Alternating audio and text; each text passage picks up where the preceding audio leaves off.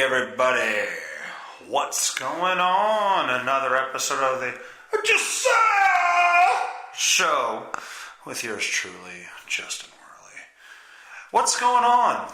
What are you people doing this weekend on a Sunday morning at 8:33 in the AM? What the hell does AM stand for? After moon? Is that what that is? After the moon? And then we have morning? I don't know. What the hell does it? Anyway, doesn't matter. I hope you guys are having a great weekend. My fiance and I, my best friend Sean Patrick Renshaw, and his wife. Oh my God. Really? What the hell is that? Anyway, Sean Patrick Renshaw and his wife Ashley Renshaw, they went to the Reading Royals opener with David Fine, the Reading Royals broadcaster, and it was a great time. We sat right behind the penalty box, and Sean and Ashley's son, Tristan, was screaming at the guy in the penalty box for the other team, and it was crazy. You know, he actually got a puck from there's a little security guy in there, and for whatever reason, there's a security man in the penalty box, and my only question, by the way, Tristan got a puck and everything because he was screaming at the guy, and the security guy thought it was funny. My only question about the security guy in there: what if you have to take a shit?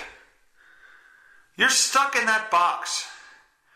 Like, the box is across the ice from anything like civilization relevant. That's not the right word to use. Anything civilization oriented, I guess. Anything civilization oriented. Very oriented civilization. And he would have to get out like mid-game. Like, what? Alright, I have IBS. We've talked about this long enough on this show. What if he had to take a giant IBS, I had 3.5 chicken fingers, 4 PBRs, and some hot sauce shit in the middle of a period, and he had to go. So there was another security guard at the aisle there. And you don't see that a lot here, but there's another security guard at the aisle outside of the penalty box that can just walk up and down the stairs. So I asked him, I go, what does he need to do if he has to go to the bed? He goes, he just gets up and goes. Well, okay, that guy's full of shit. Hopefully not for real, because then he would have to leave. You can't just go. In the middle of a game, what would you do? And I didn't get a chance to ask that question to the actual guy. But that would be my number one concern because of my issues. That would be my number one concern. I wouldn't care how long I had to be there. I wouldn't care how much I got paid. I wouldn't care what if the guy in the penalty box got out of hand. What do I do? I would care, where do I go to take a shit? So yeah, that would bother me. And then the peeing also anymore as I get older and I'm on 73 blood pressure medications. It makes you have to go more.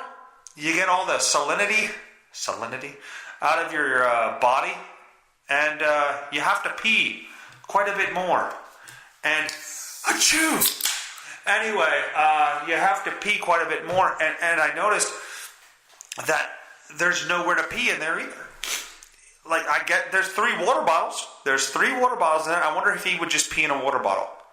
Because there's sometimes when it just hits you.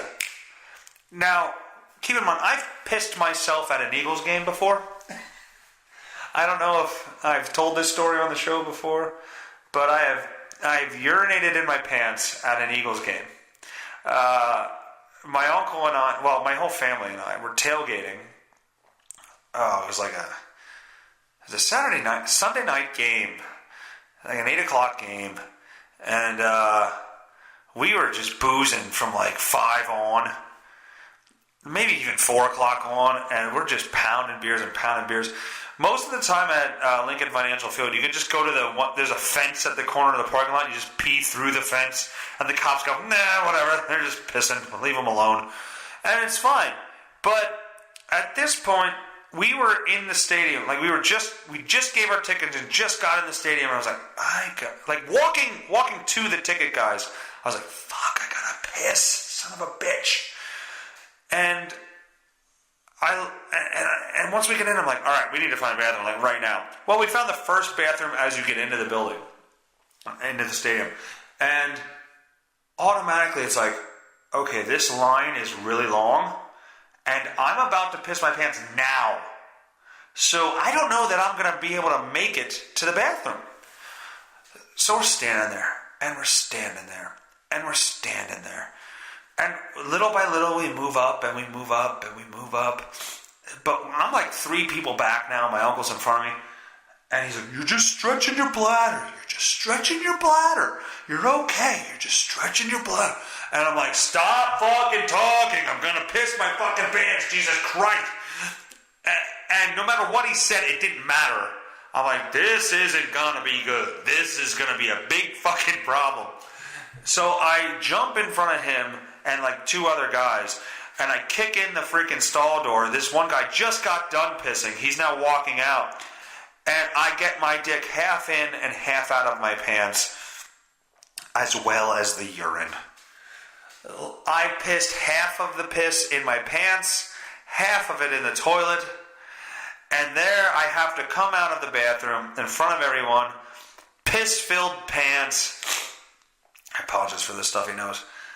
And I end up having to walk to the pro shop to buy sweatpants. And sweatpants are like $65, and I bought a beanie. So it was a nice time. I got some nice Eagles gear for pissing my pants at fucking Lincoln Financial Field. Anyway, the Royals game was good. They lost. It was 2-1. They lost in overtime. I don't get the cowbell thing. I also don't get the disco brisco thing. I don't understand it. If that was just a guy that started doing that, if he was not mentally handicapped, he would not be what he is. He's loved and he's adored by the local people because he's mentally handicapped. If that was just a guy doing that, he'd be just another jackass in the stands dancing. And I don't know if that... I just have resentment for that. Does that make me a horrible person? Probably. But I don't think I'm wrong with it. Like, we should have no double standard. Like, we're just placating him. Like, oh, he moves his arms up and down. Wow, we should buy him all kinds of shit. No, we should... I don't know what we should do. Maybe I'm just a shitty person. I don't know. Right Said Fred, or whatever the hell his name, Disco fucking Briscoe, Don Briscoe, Gerald Briscoe, Larry Hughes, whatever the hell his name is at the Reading Royals and Reading Phillies that moves his hands up and down. Maybe I should just stutter more. I don't know. That always bothered me. Everybody, oh my God, it's Disco Briscoe. Look at him. He's moving his arms up and down. That's an insanely talented thing. No, it's just a fucking guy standing there going, oh, look at me. I want attention. Now, I don't think he talks like that, but maybe after the accent. I don't know. Anyhow, David Fine, we got to visit him after the second intermission. This guy, I don't understand how he keeps track of the games. He showed me the sheet that he uses. There's about 40 players on each side of this paper that he types out a spreadsheet. He has the country the player's from, the age of the player, the position of the player, and like 2 or 3 facts about each and every player, not only on the Reading Royals, but on the other team. And they're written so small on the sheet that he gave me. And I go, how the hell do you remember that? He goes, I study it. I basically study it. I know it off the top of my head. I don't even need to look at this. It's like, how do you have that dedication? I do a podcast 1 day a week. You know how much research I do? 0.0. That's it. 0. None. And maybe that's why I have 3.5 listeners. And the only reason I have a half listener is because there's a dwarf. There is a little man. And that is also a lie. I lie to you people all the time. Anyway, this is a great accomplishment for me today. I just want everybody to know that. I achieved a great feat this morning. What the hell? My laptop says the battery's running low. It's plugged in. Let's troubleshoot live. What the hell's going on here? Battery should be plugged in. Maybe if I go to this outlet, let's see if that works. Does this outlet do anything? Where's the battery thing? Oh, it's right there. Now it says it's plugged in for charging. What the hell happened before? I don't know why. Maybe my outlet died. Maybe that's why when I come in here, everything's shut off all the time. Or we have ghosts. Anyway, Carson Wentz in my Madden game. That's stealing from Bill Burr.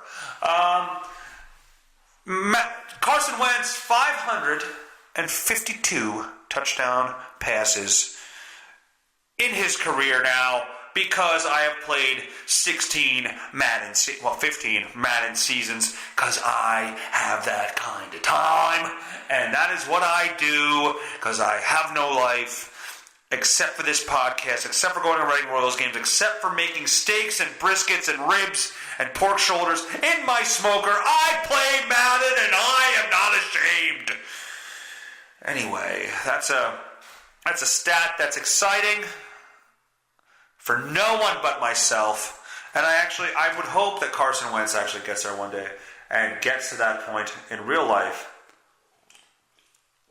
And it's a great time for everyone. This podcast is going shitty. It's going very shitty. I listened to the Joe Rogan podcast this morning with Roseanne, and she is a fucking wingnut. I urge everybody to listen to that show.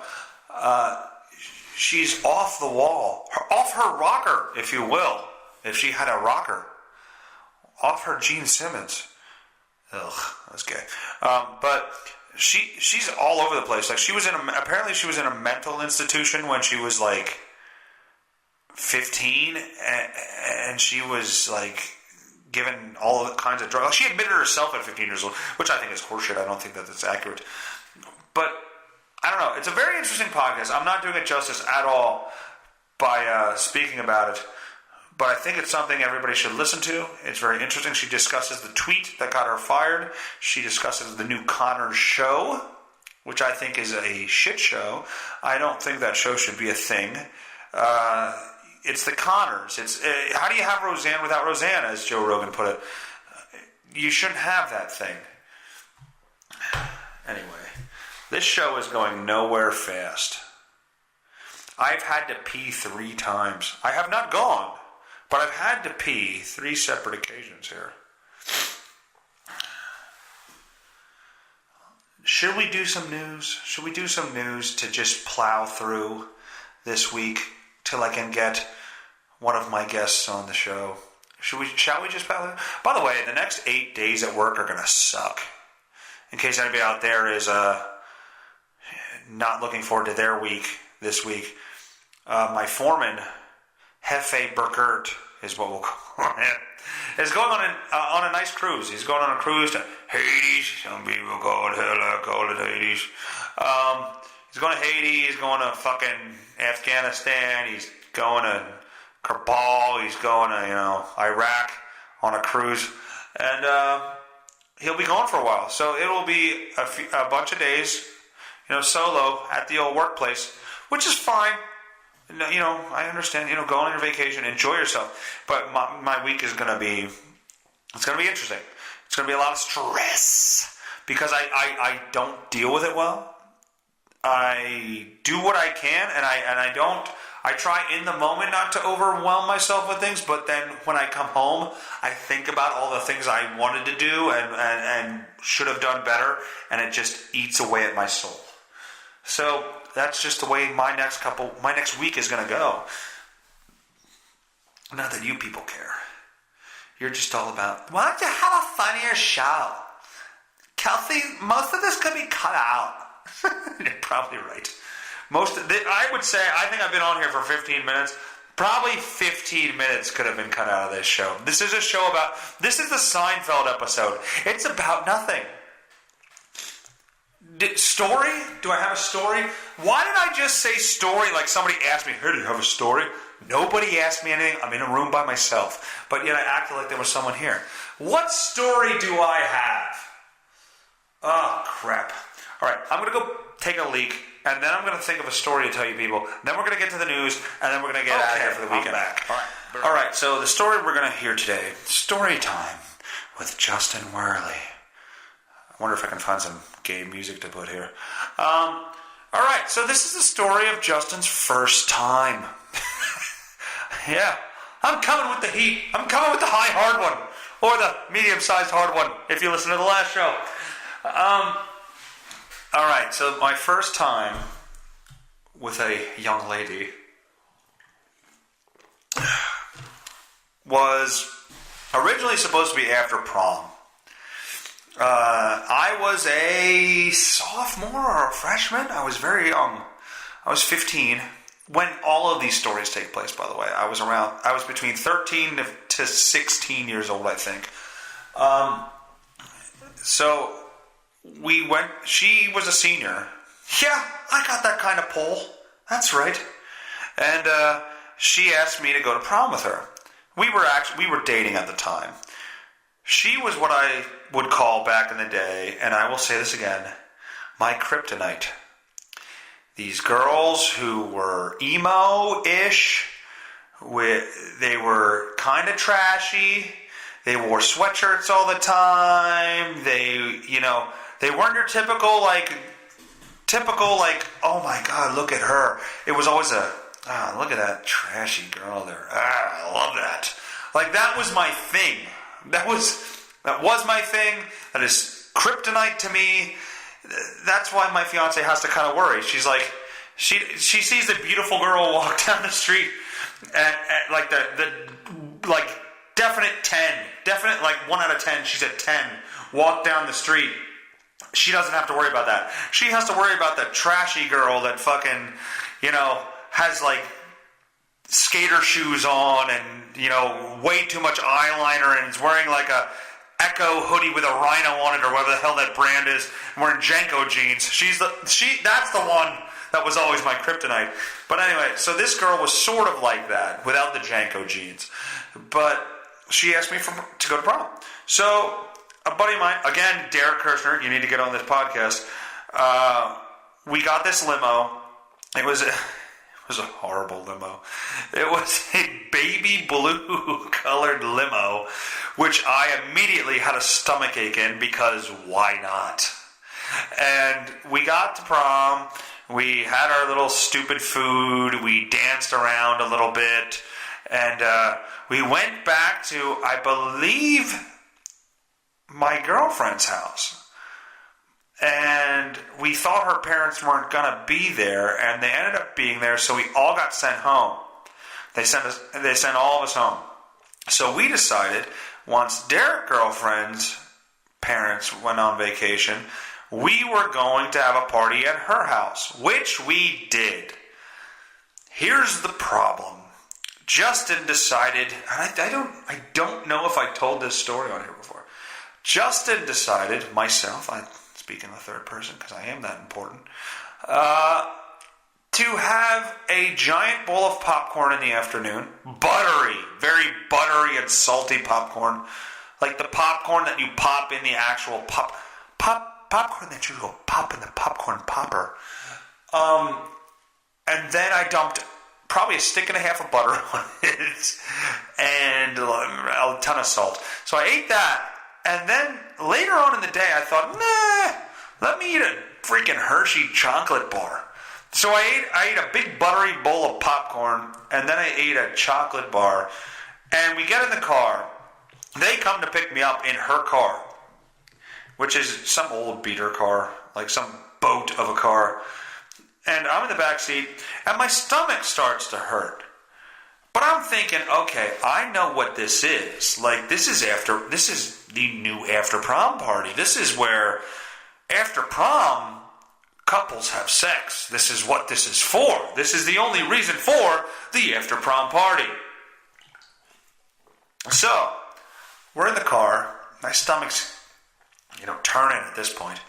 And I'm like, all right, it's just your nerves. You're nervous. You're having anxiety. Boy, there's a shock that I would have anxiety. And I'm thinking, okay, ignore it. It's just your nerves. It's just your nerves because you know you're going to have sex. It's going to be your first time. You're nervous. So we go there, and we had only the best alcohol. That's all we buy. We had things like Sky Blue, the malt liquor version of Sky Vodka, which was fucking horrible. I believe it was in plastic bottles and everything. And I don't know even how we got it. But it's very carbonated. It's malt liquor. It's carbonated. So on top of the butter, on top of the popcorn, on top of the chocolate bar, I added a carbonated alcoholic beverage on top of that. And not just one, multiple, because I'm trying to calm the nerves, which I think is why my stomach hurts. So I'm pounding these Sky Blue vodkas. Well, one thing leads to the next. And I'm up in the bathroom pissing out my ass. And this is before anything. Like, I am sick right now. I am very sick. I didn't throw up yet, but I am not good. I'm sweating. Like, I'm having the ultimate bathroom issues. And, you're about to have sex for the first time. You want to make sure you're all cleaned up and everything like that. It's like, I don't know if everything's okay. Like, I'm not in good shape. So it gets to the point where I grab her. Like, she's upset. She's upset because I'm not, doing what we thought we were there to do. And I get myself together and I'm like, fuck it, we're doing this. I grab her by the hand and we go upstairs. And I lay her down on the bed. I unbutton her shirt. So she doesn't have a bra on at this time for whatever reason. Maybe she was doing something before we got together. And as soon as I unbutton her shirt, hold on a second. I run to the bathroom and projectile vomit all over the bathroom. I threw up everywhere in the bathroom. And all I hear is her swear. She said something. She cursed or yelled or something and then ran down the steps. So basically, when I exposed her chest, I threw up, is how she viewed that. He looked at my boobs and he threw up. Yeah, well, they were tiny, but it was okay. It was okay. I threw up, and I felt very, very good after the throwing up. And in the toilet was nothing but, popcorn kernels and fucking chocolate. It was awful, and fizziness from the whatever the fuck Sky Blue. And so then after that, again, keep in mind, this is not my house. I don't live here. I also do not keep a toothbrush with me because I am young and didn't pack right. So I don't have a toothbrush. So I rinse my mouth out as best I can, chug, probably a couple more Sky Blues, and we go up into the bedroom, and we have something that resembled sex. I don't know. if you would call it that. I didn't even finish. It was just kind of, okay, I've been in there and I don't want to throw up anymore, so I'm just going to roll over here and act like I'm done. It was awful. It was absolutely horrific. Needless to say, we did not really, well, obviously we didn't last. But yeah, she ended up not, I don't know if she cheated on me, but it was certainly, she gave another dude her phone number while I don't know why. I thought I was a great guy. So anyway, that is a story of, I don't even know, does that count? Does that count as losing your virginity if you don't finish as a guy?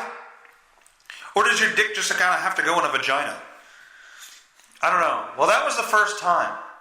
That was the first time that my penis was in a vagina with a condom on it. But other than that, I don't know. Does that count? Do you have to finish? What's the goddamn rule book say? Anyway, in case you didn't know, Aaron Hernandez, former Patriots tight end, was sexually abused as a young boy. Speak hot, right? Okay, Jesus Christ. The previous undisclosed information came from the Globe Spotlight team from interviews, thousands of court and government records and text messages, emails, and images Hernandez sent and received while in Massachusetts prison, where he was serving a life sentence without parole for the slaying. Hernandez and his brother, Jonathan, were often beaten by their father, Dennis. While growing up in Brisco, Connecticut, the beatings were sometimes related to Dennis Hernandez's drinking. Easy. Aaron Hernandez started smoking marijuana in high school with a teammate before school, before football practice, and after games. The teammate, it doesn't matter, tried to hide it. Told the Globe that he disclosed later in his adult life that he had been molested as a young boy. One of Aaron's lawyers, doesn't matter. Okay, so he's been molested. I think we all got that. I think we all understood that, and we think that's why he killed himself, because he was fucking in jail, and it was a whole thing. I think he hung himself, right? He killed himself because he was taking the D in the jail. He was taking the big D. Anyway, I don't want to talk about 4 people dead and 1 injured in a shooting at a toddler's birthday party. Is there funny here? Is there any funny here? Let's see. An altercation between 2 families at a toddler's birthday party led to a Texas shooting that left 4 men dead and 1 injured. Police say a 1-year-old's party at a 1-year-old's party. Really? You can't get through it? I've been to these parties, and trust me, I would have liked to shoot some people. But you can't do it. I understand. What was this over? Your gift was better than my gift. Fuck you. I don't want to put mine together. I don't want to put it together. You said everything was included in the box. It wasn't in there. There were missing parts. Now I have to go make another trip after the gift you bought. The gift you bought me made me have to run an errand. I don't know. I don't know what you could possibly shoot somebody over at a fucking 1-year-old's birthday party. I understand people are annoying. I get that, but doesn't really matter to me. Anyway, let's go to the advertisement of the day, and by advertisement I mean Jim Rhodes does not pay for this, but it's a local fire company, so I do it out of the goodness of someone's heart. I don't know whose. It's probably not mine. All right, he tugged me in something. Let's see if I can find it here on Facebook. Let's see if I can find. God damn it! Oh, and apparently the last time I did a little shout out to him, and that's not him. That's not him. That's not him. That's not him. Last James Rhodes. The last time I did a shout out to him, apparently I said there was cannons. There's not cannons. It was apparently an engine of some sort, and I thought it was a cannon. But anyway, comedy night, November 10th at 8 p.m. Doors open at 6 p.m. Dinner at 6:30. It's at the Ole Fair Center, or Centre, depending on the spelling. It's definitely center, but I don't know why. Why do people spell center C-E-N-T-R-E? It should be C-E-N-T-E-R. Why do they spell? They're trying to be all French and shit. Anyway, comedy night. Proceeds benefit the Ole Fire Company ambulance. Earl David Reed with special guests. For info and tickets, call Jim at 484-256-8008. Again, Jim at 484-256-8008. Earl David Reed. Now, here's something that I found interesting when I first saw this. Earl David Reed is a black man. A strong, funny black man. Coming to Ole Township, where there's nothing but white people, farms, and cows. Good luck, Earl David Reed. And I hope everybody has the open mind to enjoy his comedy. And I hope he shits on a lot of the redneck and backwoods kind of lifestyle that people around me live. Anyway, enjoy that. $35 per person. Includes dinner, beer, and soda. BYOB. Now, okay, if it includes dinner, beer, and soda, why does it say BYOB? So the ticket wouldn't then include beer. It would include maybe the show, dinner, and soda, but it would not include beer. Okay, I need James Rhodes to explain this. Maybe he will comment on this link, and he will explain this to me. Anyway, that's the show today. I apologize for the shittiness of this show. Maybe you enjoyed it, maybe you didn't. Anyway, we will try to get Derek Kirshner on in the near future. We will try to get Saucony Creek on in the near future. We will try to get some interesting guests. Maybe we will get Earl David, what the hell his name was. Maybe we'll get him on in November. Anyway, enjoy your weekend. Enjoy the football. Enjoy the upcoming week. Thanks for listening. Take it easy. I'm out of here. Fat, drunk, and stupid is no way to go through life, son. Mr. Hoover. I'm just saying, don't get upset. Let's get to the bottom of it. I'm just saying, don't you take it personally. I'm just saying, don't get upset. Let's get to the bottom of it. I'm just